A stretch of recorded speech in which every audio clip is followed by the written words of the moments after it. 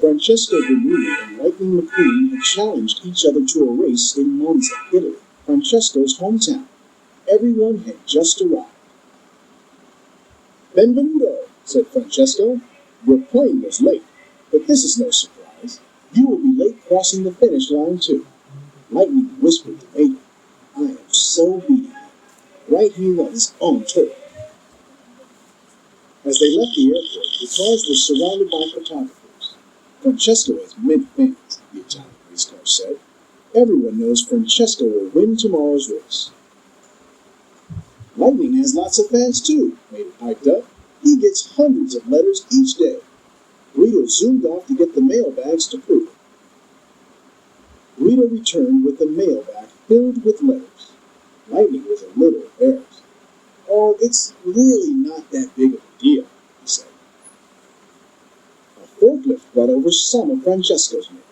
"You are right, Lightning," said Francesco. "It is no big deal, because Francesco has much, much more fans." "Letters are great," said Lightning, "but fans know the real winner is the race car who spends time with him." Lightning and his friends greeted all the cars who were lined up to see them. Mater really got the fans going. They began chanting, "Lightning! Lightning!"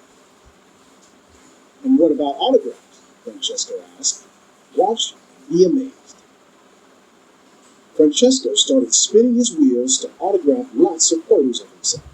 See, Francesco always gets things done at 300 kilometers an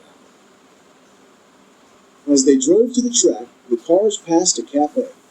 "Hey, Mr. Francesco, nobody drinks oil faster than Lightning," said Mater. Lightning managed to finish a can of oil in a few gulps. Francesco was not impressed. "Francesco never does it," he said. "A true racer savors oil." Lightning cruised over to Francesco. "How about a warm-up before the big race tomorrow?" he asked. Francesco nodded. "Ah, good idea, Lightning. Try to keep up, if you..." Before Francesco could finish, Lightning was speeding down the road. "Kachow, Francesco!" called Lightning. Francesco had almost caught up with Lightning when he nearly spun out on the left turn. "Turn right to go left," Lightning suggested. "A very good friend taught me that once." They finally stopped to rest. Francesco sighed. "Ah, Italia is beautiful, no? Just like Francesco." Lightning chuckled. "Do you always think about yourself?" he asked. "Of course. Francesco only thinks about doing his best. This is why he wins," the Italian racer replied. The next day was the big race. All the fans gathered to see who would win. Francesco came out of the first left turn ahead of Lightning. "Perhaps Lightning has taught Francesco too well," he said. As they zoomed down the track, Lightning got distracted by the camera flashes and the screaming fans. Then he remembered what Francesco had said about focusing on himself and doing his best. Lightning looked straight ahead and took the lead.